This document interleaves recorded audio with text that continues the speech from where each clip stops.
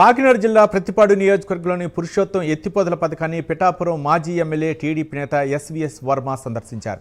సుమారు 100 మంది రైతులు నీటి సంఘం అధ్యక్షులతో ప్రాజెక్టును సందర్శించిన వర్మ గోదావరి జలాలు ఏలేరు జలాశయంలో కలిసే చోట గంగమ్మకు పూజలు చేశారు. పురుషోత్తంపట్నం ఎత్తిపోతల పథకం ద్వారా గోదావరి జలాలను ఏలేరు నదిలో అనుసంధానం చేసిన భగీరథుడు సీఎం చంద్రబాబు అని ప్రశంసించారు. గత వైసీపీ ప్రభుత్వం పురుషోత్తం ఎత్తిపోతల పథకాన్ని పూర్తిగా విస్మరించిందన్నారు వర్మ.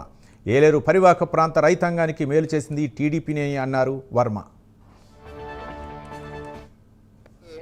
రైతులందరం కూడా కలిసి రావడం జరిగింది. గౌరవ ముఖ్యమంత్రి చంద్రబాబు నాయుడు గారు ఆ రోజు ప్రతిపక్షంలో ఉన్నప్పుడు పాదయాత్రలో పిఠాపురం రైతులు కన్నీళ్లు తుడవాలి, ఎప్పుడూ ఎండిపోతున్నాయి శివారాయి కట్టు, ఈ రైతులను ఆదుకోవాలని ఒక నిర్ణయానికి వచ్చారు. అదే ఆయన గుండెల్లో నుంచి పుట్టిన ప్రాజెక్టే పురుషోత్పట్నం. ఆ 1800 కోట్లతో పురుషోత్పట్నాన్ని నిర్మాణం చేశారు. ఈ వైసీపీ మూర్ఖులకి తెలియదు ఏం చేశారు. చంద్రబాబు ఏం చేశారంటే జగన్మోహన్ రెడ్డి 14-19 చూసుకో 1800 కోట్లతో పురుషోత్పట్నాన్ని ఇచ్చి పిఠాపురం, పెద్దాపురం, పత్తిపాడు, జగ్గంపేట 1,00,000 ఎకరాల స్థిరీకరణ చేసిన నాయకుడు చంద్రబాబు నాయుడు అని చెప్పి తెలియజేస్తున్నా. ఈవేళ అన్నదాత సుఖీబాబుకి 46 లక్షల మందికి మొదట విడత డబ్బులు వేసిన నాయకుడు చంద్రబాబు నాయుడు. 23,000 కోట్ల రూపాయలు వేశారు. ప్రతి రైతు 2 పంటలు పండించుకోవాలనే ఉద్దేశంతో పురుషోత్పట్నం ఇచ్చి, అది కూడా పిఠాపురాన్ని శంకుస్థాపన చేసి పిఠాపురం రైతులు పురుషోత్పట్నంతో 2 పంటలు పండించాలి, ఆర్థికంగా నిలబడాలి, అప్పుల్లో ఉన్నారని చెప్పి ఇచ్చిన నాయకుడు ప్రాజెక్టు చంద్రబాబు నాయుడు.